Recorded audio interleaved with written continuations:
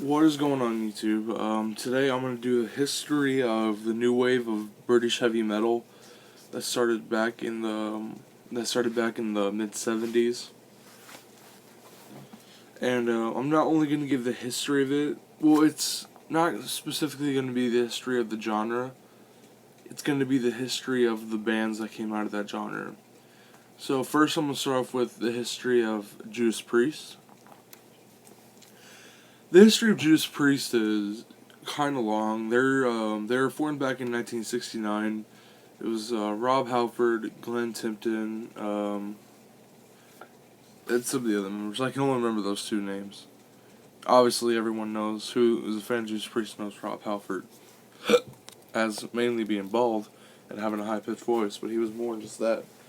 But their debut came out in 1974. It was called Rock and Roll. It's not that good of an album, in my opinion. It's kind of weird. And, then on, they had more albums. They started to catch on a little more with Hellbent for Leather and Stained Class. But what really got them popular over there and here in America was British Steel, which has Breaking the Law and Living After Midnight, their two biggest hits from that album.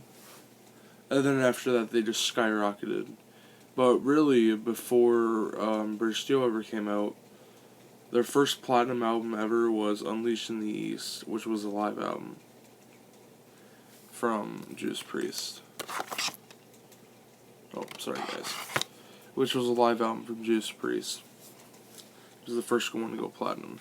But then, Breaking the Law obviously became their most best-selling, I think, to date. And I think it's a little bit overrated. It's a little bit overrated. But, yeah, Breaking the Law, I just get sick and tired of hearing a lot. I really get sick and tired of it.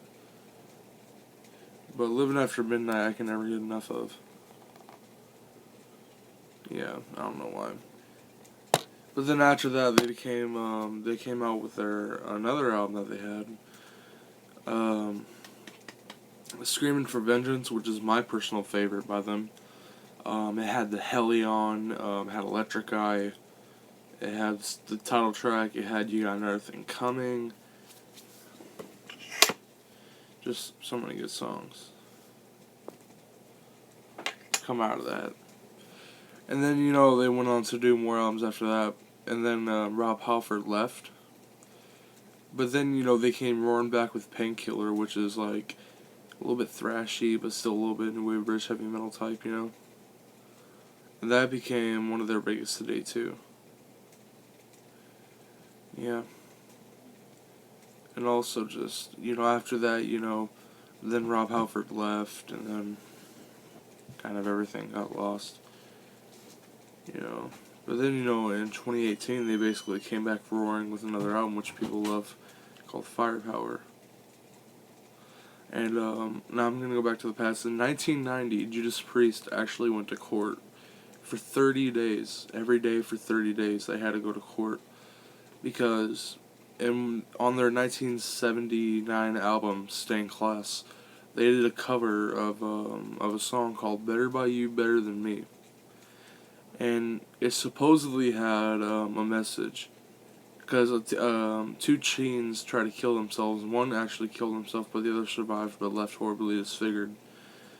Apparently, if you hear like a faint whispering in the song, it says, "Do it, do it, do it," in the song. By the way, it's a really good song.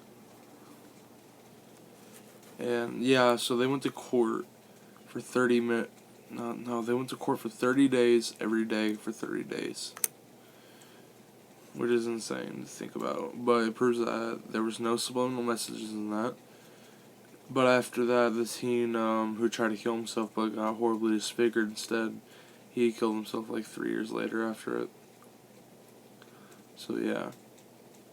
And no. This was 11 years after the song, after the album came out. So this is like at the time that Painkiller was coming out.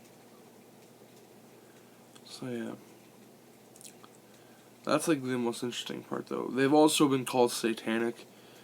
For one, because they're heavy metal, but that's obviously absolutely false.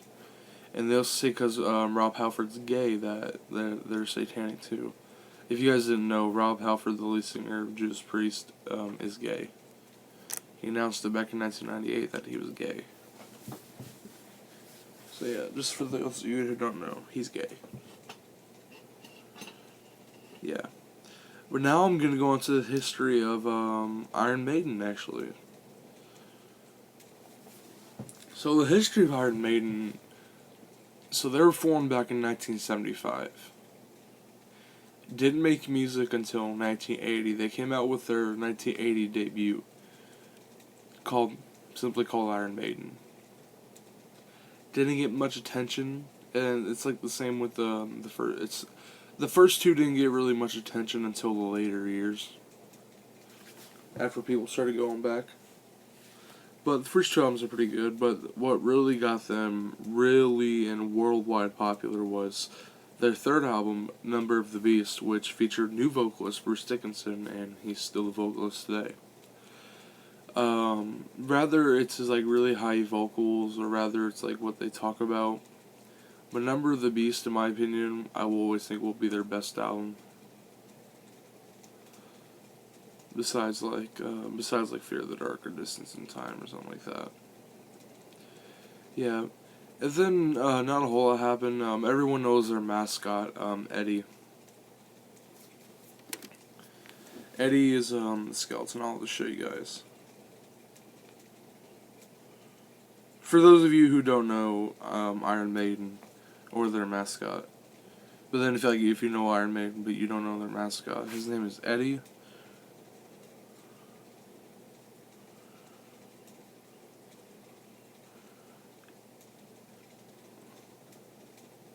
And know for a fact, new wave of British heavy metal means that they're British. Well, he's gone through several reincarnations, but for example, this is the debut that he was in, and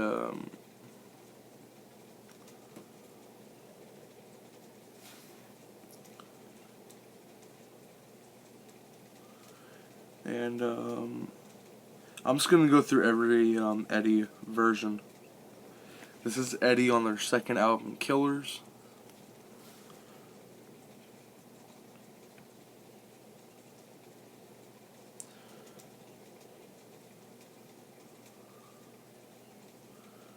This is Eddie on Number of the Beast.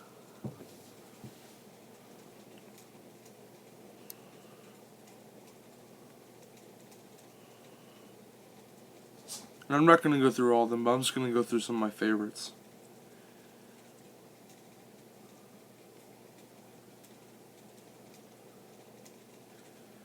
Here's Eddie on Peace of Mind, and I'll do a couple more.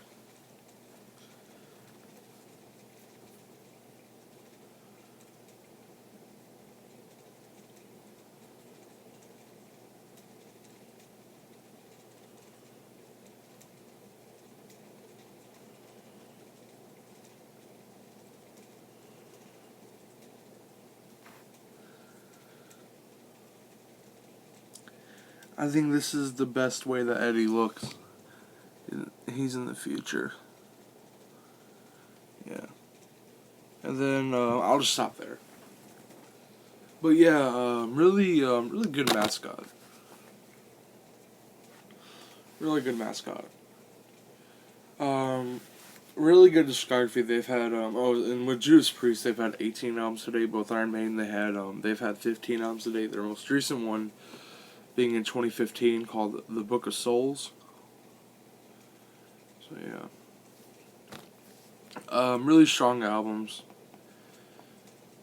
They had, after they did Fear of the Dark, which came out in 1992, they kind of got a little more,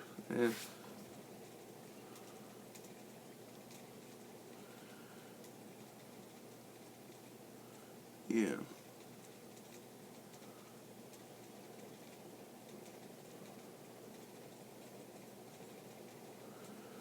Sorry for pausing there, my neck kind of hurt. What other band is there? Oh yeah, there's Motorhead. Motorhead, not one of my favorites. I like a few albums. They've had 22 albums in total. They were from 1975 all the way to 2015. 2015 is whenever their lead vocalist and bassist, who's been with the band since day one, Lemmy Kilmister, died. Rest in peace. But they had 22 albums in total. Like, that's insane.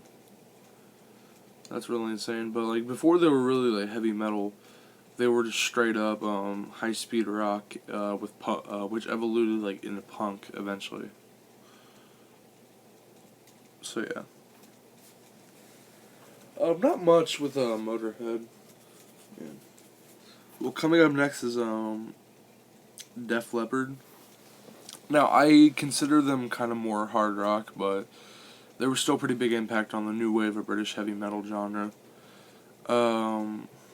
Really influential band on a lot of people, especially the first 5 or 6 albums, especially on me, especially. My favorite would be High and Dry from 1981. I think it's the best album. But it's a really good album, and just a really good band. They were never controversial. Everyone loved them. So yeah. Next up is going to be Diamond Head. That was like the really big influence that happened on Metallica was Diamond Head. To be honest, I don't really know much about Diamond Head. I'm just going to admit that. Same thing with like Saxon. I don't know a whole lot about Saxon. Like Denim and Leather is a really good album though from them. Just a lot of really good bands that come out of those genres, out of that genre. And also like Witchfinder General, and also there's a few more. There's Grim Reaper. That's a good band too. Yeah, just not much like all these are like underground bands. Yeah, that's gonna be it for today, guys. New wave British heavy metal is a good genre to check out. The only difference is that they're British. They come from England. And new wave means that it's different from Sabbath. It was different from Sabbath and all that stuff. Yeah. The next history I'm gonna do is the history on grunge. Again, I'm not really gonna explain the genre itself. I'm gonna explain like the popular bands or just bands in general that came into that genre. So yeah, I'll see you guys next time. Have a good day.